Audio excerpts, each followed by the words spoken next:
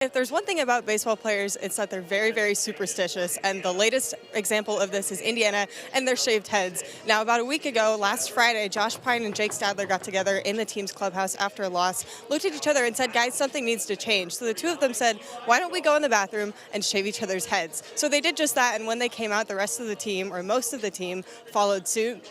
Indiana went on to win the next two games and take the series that weekend. Now, not everybody on the team has shaved their heads, and they've gotten a little bit of trash talk from their teammates so far this past week.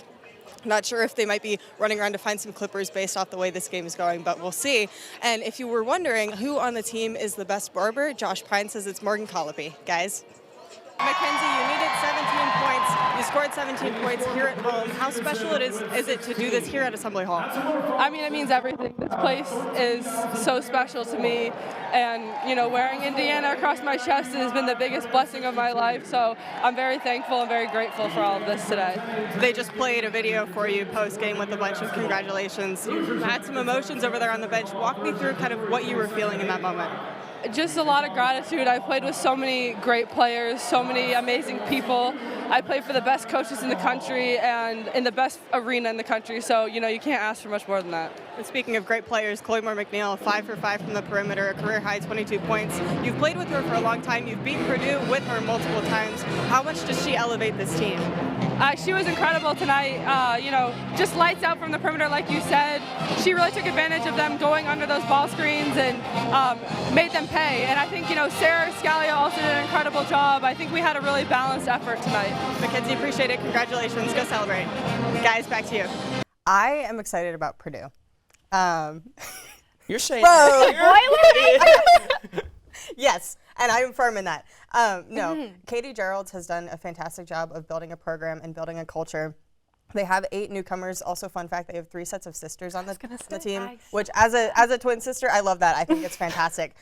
I had a lot of reactions. I'm going to be honest. There's a lot going through my head. The first thing is that there are so many storylines everywhere you look, and that's one of the best things about women's basketball this year, that throughout the season, I mean, you talked about it in your open, there's so many things that you can talk about, specifically the Albany regionals, both of them, because you look at like Indiana, South Carolina, all of those teams on one, you've got Iowa, LSU, and like all other teams on that side, UCLA's in there.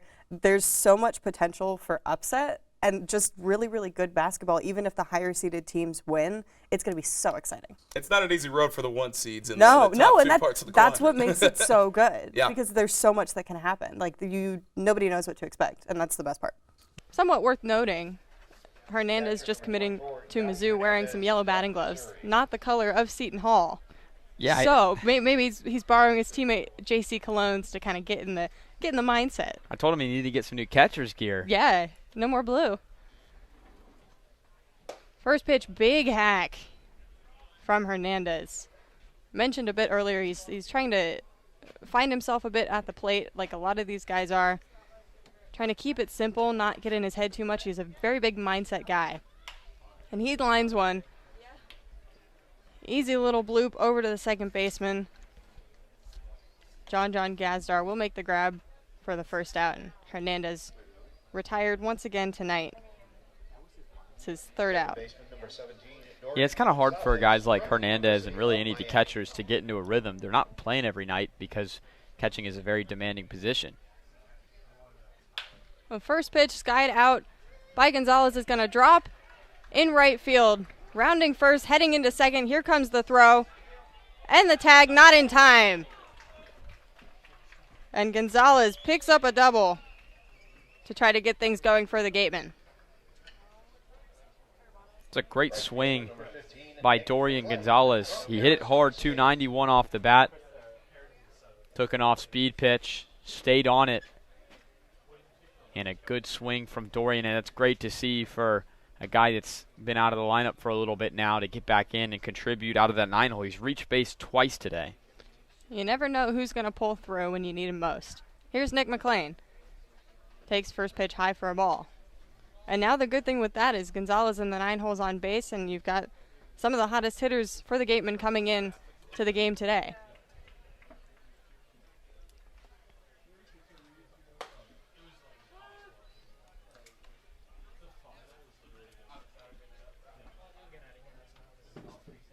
McLean with 6 multi-hit games so far this season, has not had a hit so far tonight.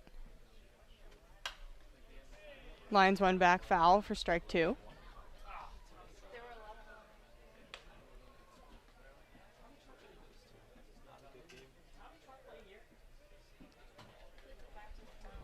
Clayton looks to be talking to himself a little bit, trying to adjust before he gets in the box.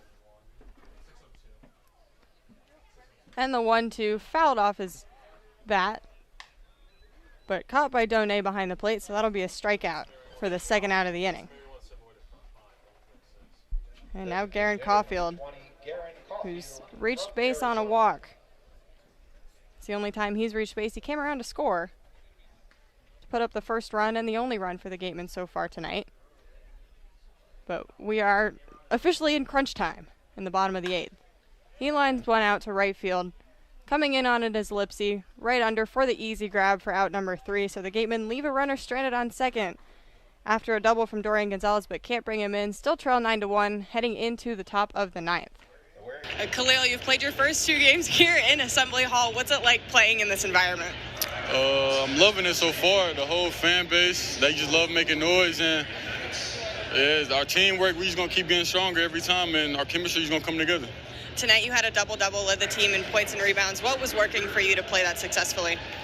It was really in the first half, I wasn't taking my time. Second half, I started taking my time. My teammates started finding me, so it's thanks to them. And yeah. Now going forward, you guys start the regular season play. What can you take away from these 2 exhibition games? We just got to continue to play hard, run the floor. I feel like we're in condition a lot, so yeah. All we got to do is just keep it up, we'll be good. Khalil, appreciate it. Thank you for bending down to talk to me. No Guys, back to you. Not a whole lot of scoring going on for the Hoosiers right now. We haven't seen a lot of production from someone notable in Trey Galloway. He's been working on his shots over the summer, specifically working on having more game-like shots in practice and getting used to that environment, and also expanding his three-point game. Indiana lost a lot of their three-point production, and Galloway is the most productive three-point shooter currently on this team. He needs to step up in a big way. Obviously, that hasn't happened quite yet, but something we can expect maybe for the rest of this game, and something he's definitely going to be working on in the future for the rest of the season. Guys? Well, thanks, guys. And you're absolutely right. This is a very special game for both of these coaches. They've known each other for a very long time. They played here together at Indiana in the 90s. Coach Maisnoff was then an assistant coach under Todd Yeagley until he left for Ohio State in 2018. They're very, very close. Coach Maisnoff said at one point they could finish each other's sentences. Yeagley said that they're both approaching this game as a very business-like way. Yeagley said he's looking at Ohio State as kind of this faceless team to avoid getting caught up in any of the emotions that come with playing with such a close friend. Guys?